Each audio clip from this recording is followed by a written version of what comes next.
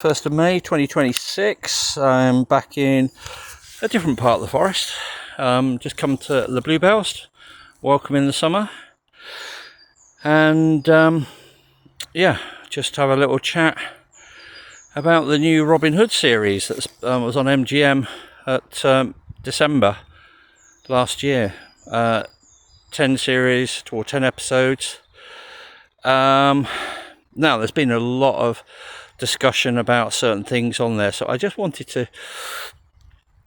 talk about some of the points that have been raised in the discussion groups. That, you know, some of it is totally inaccurate or out of context, but I have to say I'm blown away. I am blown away, and I'll reveal a bit more in a second or two. But the reason I'm making this video is that there is so much symbolism recorded within these 10 episodes. It's incredible. And some of it is so subtle, it's going to go over everyone's head. I think the scriptwriter and director did a fantastic job. So let's start with some of the first things. Little John. The colour of Little John, is it an issue? I don't see it as an issue. No doubt it doesn't fit in with the narrative from Anglo-Saxon England from that time, but it doesn't mean to say that it was not the case. So it's a little bit of playing with the truth there, but like all good storybooks, it's open to interpretation. So he did a fantastic job in portraying Little John. So I think a lot of people will be in agreement with me on that. So I think we can discount that one. Nobody was there to actually say whether it's true or not. So it works quite well. And let's face it, the ballads are just stories. We don't know any truth attached to any of the ballads. And if you look at the ballads, they do change. They do change remarkably over the time period. And we're looking at maybe these ballads were written a couple of hundred years after the events that were associated with the story of Robin Hood. Now, let's move on to Christianity and the way it was portrayed in the series. The Normans brought over Christianity to the UK. Agreed. There was quite some debate about this, because there was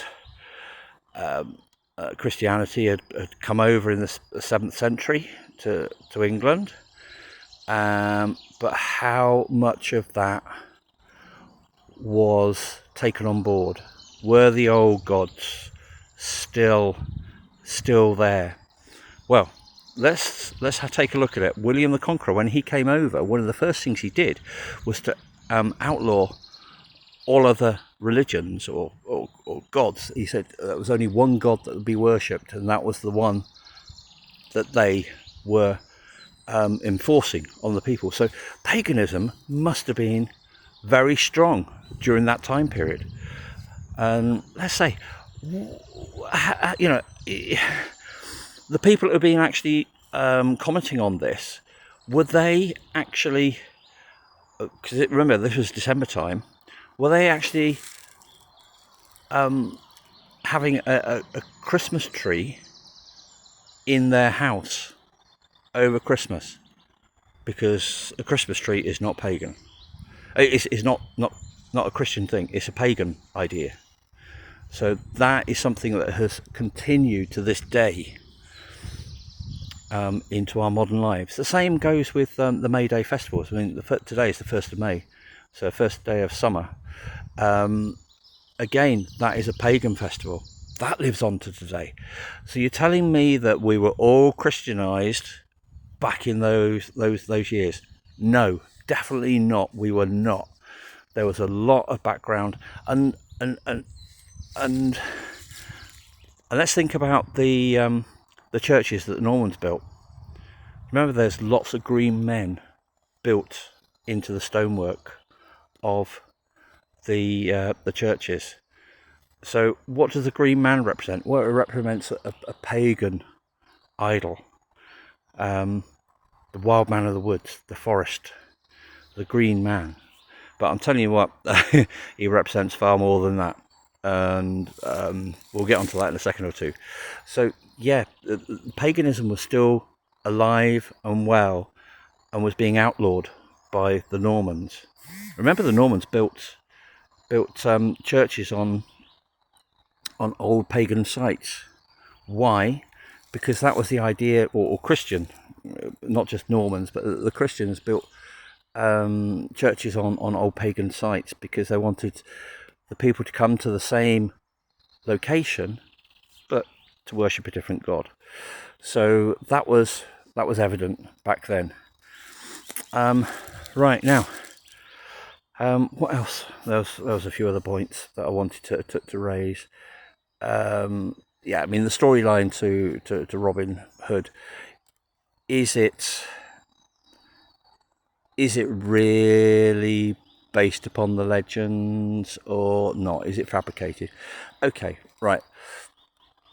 Every legend has to have a starting point. We don't know the starting point for Robin Hood, or at least that's what we seem to think. So the ballads arriving a couple of hundred years later, even people like Maid Marian arriving, in the 1500s. Why was that? Well, the story changes as the exactly like it's a story, so it changes over time. The more people that tell the story, the more it's adapted, but the underlying reason for it is still very evident, because it is let's just say that the Normans have the Bayeux Tapestry to record their historical take on the Norman invasion. What have the Anglo-Saxons got? Well, they don't really, do they? We've got the Saxon Chronicle, which is very revealing. But if I can relate to something from the Robin Hood series, what would it be? The first episode, when the Sheriff of Nottingham states, "We conquered your lands, now we rule. In 100 years' time, everything Saxon will be gone. No one will ever know of your kind ever existed." Wow, strong words, huh? So what's Robin Hood then? Why has Robin Hood been celebrated so much over the years? Because he is our Anglo-Saxon hero from that time period when there was so much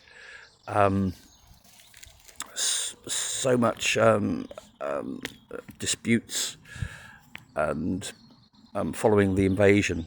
But over time, it was the Anglo-Saxons that actually absorbed the Norman influence, not the other way around. Yes, we've got some of the Norman stuff, the land ownership and the churches and some of the laws. Some of those still remain even to this day.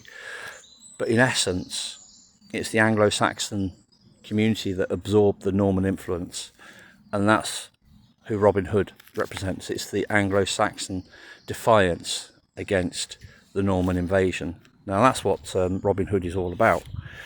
Now, okay, so what can I say about the series? I think it is the best, most accurate portrayal of Robin Hood that has ever been made so far. It links in with the legends. It's not 100% accurate for many reasons, but remember, it is going to be a story based upon the legends, but this is the closest that has ever been done to the legend of Robin Hood. And, well, why do I say that? Well, I think, I'm pretty much sure, 99.9% sure that they did actually use my book as the reference point for the man behind the legend of Robin Hood. Here's my book here. Robin Hood Silvatese. Now, one, why? A starring character, you hear his name mentioned at the very, very start of the series. When has that ever been mentioned in a Robin Hood film? Never, never, never. And it's always linked to that person. Why? Where does the legend begin? So, what the things that I think are so subtle that is overlooked by everyone, unless you're a proper Robin Hood enthusiast or you read my book, then you won't understand a lot of it. Now, you've got the at the end of the 10th episode, you've got the Earl the Earl of Chester. Sorry, at Locksley, you've got. Let me see if I can get my notes.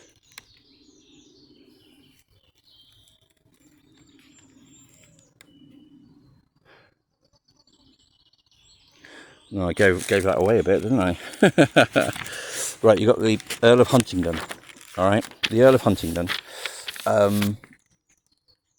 He's the Lord of Locksley Manor, and remember, it's Locksley is Lockley Manor, not Loxley. Now, the Earl of Huntingdon is associated with the Locksley, which is Loxley. If you're Robin Hood enthusiast, you'll understand that the Earl of Huntingdon was the man that was supposed to be the person linked to the legend of Robin Hood, but he was of part Norman descent. Why would that be? Wrong. But lots and lots of storylines have incorporated the Earl of Huntingdon as Robin Hood, and why it's linked to the Crusades and things like that. But what happens at the end of episode 10? Lord Huntingdon, the Earl of Huntingdon, is killed. Now, I think that as the symbolism that they're killing off the narrative behind the link that the Earl of Huntingdon had with Locksley and Robin Hood. I loved it. You know, it may be not the reason behind, but I think it is. I'm pretty sure it is. Because when you start looking at some of the symbolism that have been incorporated into the episodes, you can appreciate that there is a symbolic reasons behind it. It's like Locksley. Where was the position of Locksley Manor?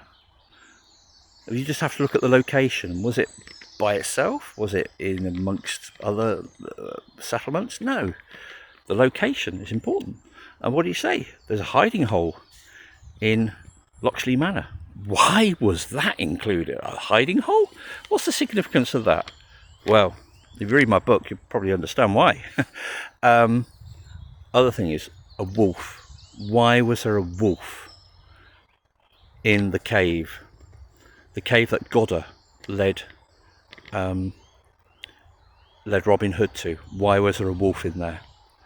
Well, symbolism there is absolutely 100% hit the nail on the head.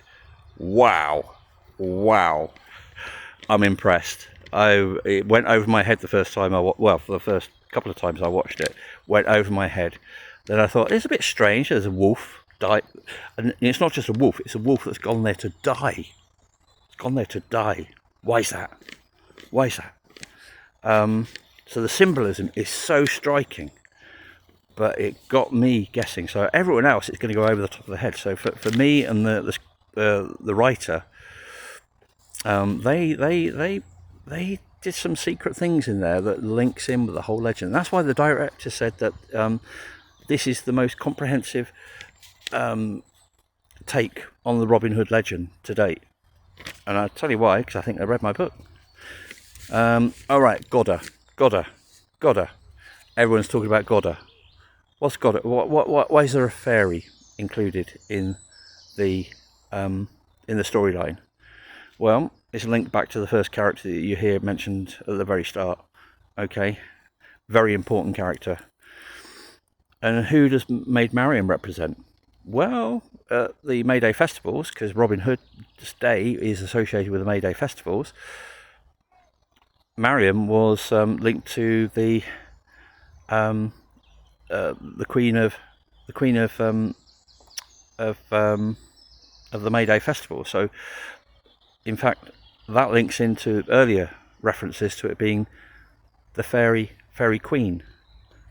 Okay, so a Mary represents a Christianized version of the May Day festival, or the May time period, being linked to Mary, the Christian ideology of Mary. So we've got a lot of overlap of Christianity at odds with paganism. So it's wonderful. It's wonderful. Right. So Godda. Why is there a fairy included in that? Because it's linked to the whole legend. You know that the Sherwood Forest is supposed to be haunted. Where does that idea come from? Haunted. And there's specific references that they say in the series about the forest is protected by spirits associated with the Anglo-Saxons. Wow. Okay, and Godda is one of them. Now, Godda is a fairy, so you can see that glowing character, and protector of the forest. Why have they got that in? People say, oh, it's getting a bit too far-fetched. Oh, is it? All right, this is where my own interest steps in. And my first book was in relation to certain elements that you associate with the forest, the fairies, the green man. Do they exist? Well, wake up call. Yes, they do exist. Science hasn't accepted it because they don't know how to deal with it, because they are so far more advanced than us. I think they're just on this planet to watch us, to be honest with you. And why is it linked in with the storyline behind Robin Hood? Well, put it this way, go back to Christmas, you'll leave out a whatever it will be, milk and cookies or something along those lines, at the Christmas tree for Santa. Santa? Who's Santa? Well, Santa is actually linked. If you go to my first book, Bigfoot, it's a fairy tale. It's linked to the fairy world. And what you're doing is, in effect, you're leaving out milk and cookies for the fairies. But Santa is associated with it. And here's the biggest, boldest statement so far. Santa, or the whole idea behind Santa, is 100% real. And Santa is still alive to this day. So there you go. You can call me mad, but I've had 10 years to get my head around this and seeing the things that I have seen. And that's why I can buy into the whole storyline of the fairy world. And that's been linked in with Robin Hood. You don't have to buy it. You just watch it for viewer ratings, but the symbolism is behind there, and it's way more advanced than any of the other storylines behind Robin Hood so far. But you need to read my book in order to establish what that's all about, because it's deep. And as I say, there's so much symbolism hidden behind the words. And I've got pages. I've got pages of things that are mentioned that link in with the things that I've mentioned in my book. So I would say it's the most accurate portrayal behind the legend of Robin Hood to date. Is it right? No, of course not, because it's a story. It's based upon legends, which has been passed across through word of mouth. But is it based upon a real person? Well, that's the purpose of my book, is to actually link it to a real person that fired up the whole Robin Hood legend. And it's all about the Anglo-Saxons and the fight against the Normans and the Norman invasion. And that is our Bayeux Tapestry. And what has been shown, portrayed far more than the Bayeux Tapestry? Robin Hood. he's our own legend from that time period, and we can love him for what he represents. It's deeper than just a character that's taking money from the rich and giving to the poor. It's far deeper than that, and that's why he's part of our heritage. And on a day like today, May Day, or well, it's the 1st of May, so effectively May Day. The symbolism is striking, and links in with the whole seasons. And my book will give a very hard one for people to buy into. But once they've experienced the things that I've experienced, then it'll be a different matter. They'll be able to buy into it straight away. But yeah, you're going to have an open mind and rewrite your own history as to what we understand about our planet and who we coexist with. Because right here, there are what would be referred to as the fairy folk, or in some capacity, people call them the wild men, Sasquatch, Bigfoot. And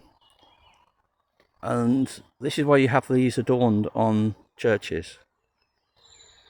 It wasn't just made up. It was based upon their understanding of things that they didn't understand. So it's their take. And that's why the forest, the green man are hidden behind the forest, because that's exactly what they're very good at, hiding. But if you get to know them like I have got to know them over the last 10 years, then you'll understand that they are good folk. And yeah, maybe they were looking after Robin Hood at that time. Who knows?